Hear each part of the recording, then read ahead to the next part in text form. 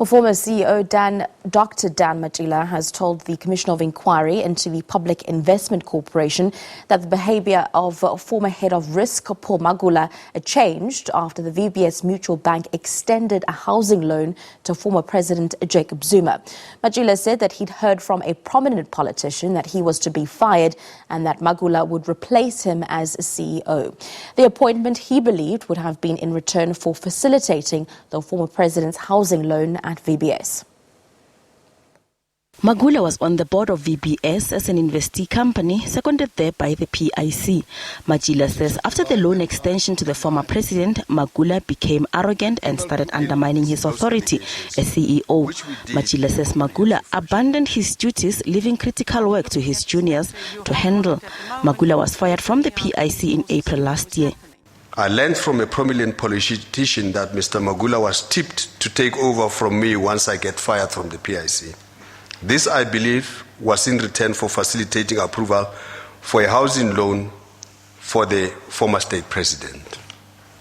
This clearly explains his behavior at the Fordham University training in mid-June 2017, where he was behaving like the CEO of the PIC, as per verbal reports from other executives who attended this training with him. Matjila was asked if he knows who James Nogu is. He says he believes James Nogu got fed information from internal sources at the PIC.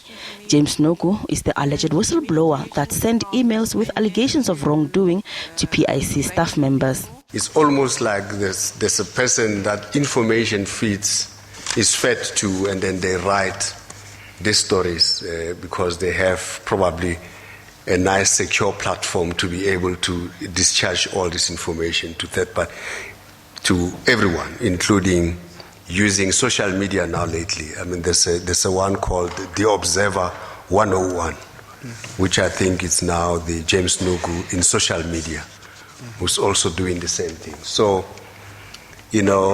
looking at some of the statements that were made to this commission and contrasting that against allegations about James Nogu, I tend to feel that James Nogu's, allegations are supported by certain individuals. Matjila also testified about the PIC investment in independent media. He says the media group has not been able to meet its obligations to the PIC in respect to loan repayments. Sekunjalo went back to PIC, proposing to acquire all shares and loan claims that the PIC has in the company.